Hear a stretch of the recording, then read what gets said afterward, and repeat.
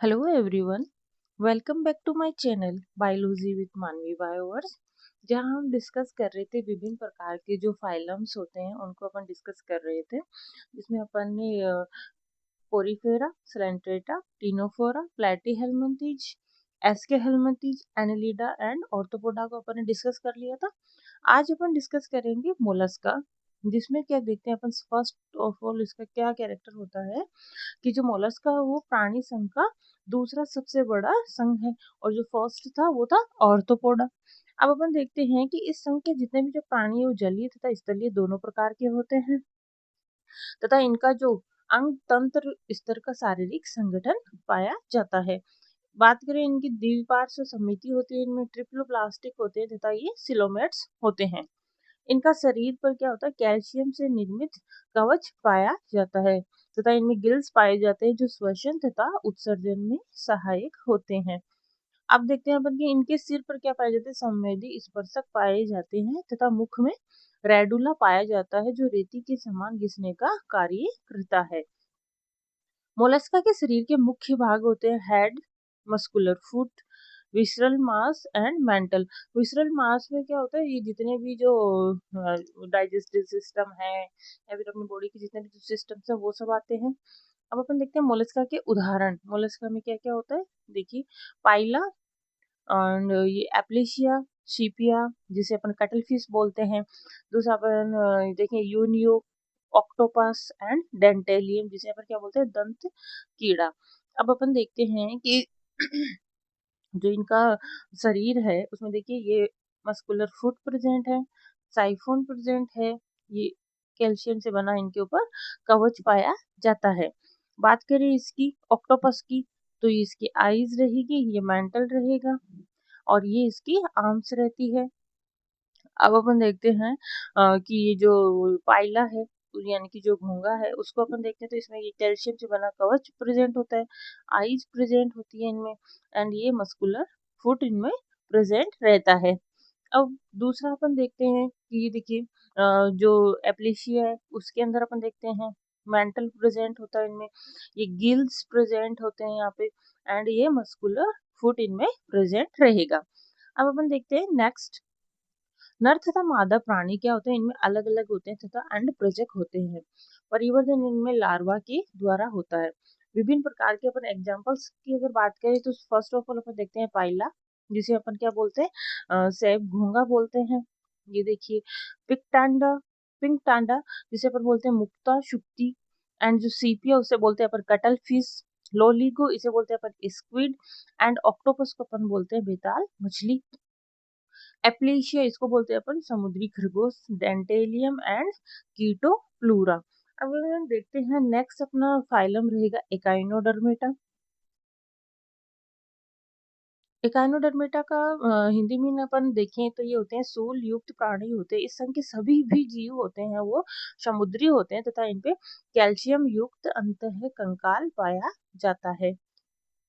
इनका शरीर संगठन की बात करते हैं अपन तो शरीर संगठन होगा इनका अंग तंत्र स्तर का शरीर संगठन पाया जाता है। लार्वा अवस्था इनमें जो द्विपार्श्व संमित होती है, जबकि जो वयस्क प्राणी होता है वो अरीय संमित होता है।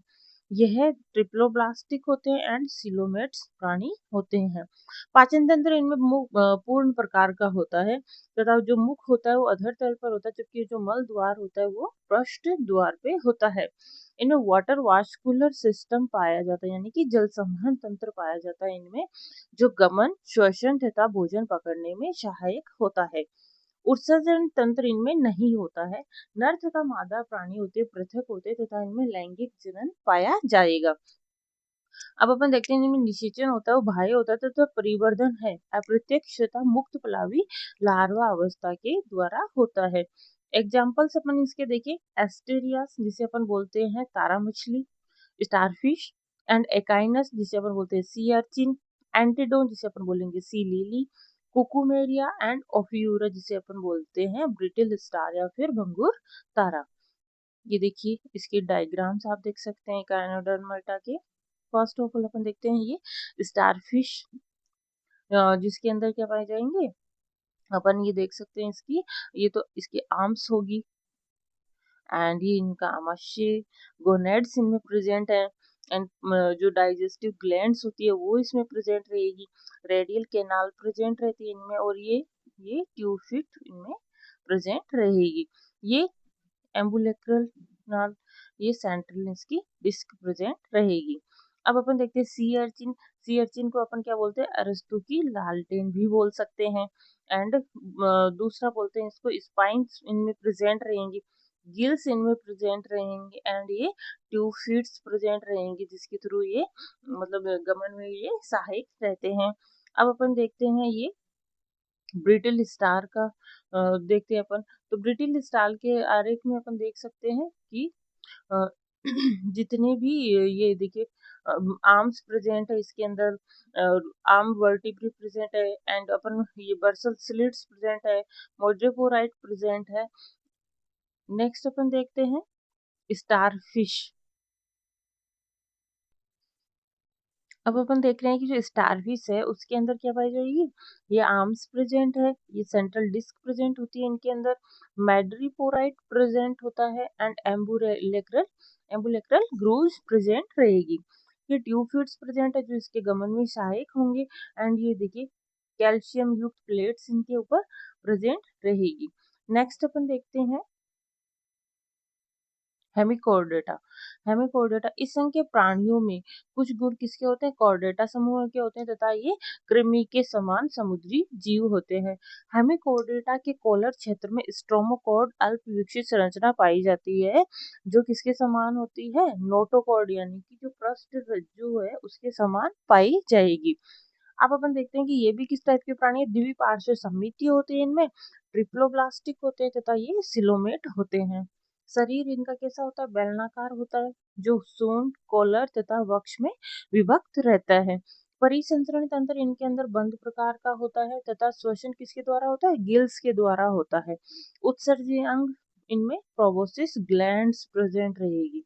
नर तथा मादा अलग अलग होते हैं, तथा इनमें निषेचन बाह्य होता है, तथा परिवर्धन अप्रत्यक्ष प्रकार का होता है, जिसमें जो लार्वा अवस्था है वो टोनेरिया लार्वा अवस्था प्रेजेंट रहती है।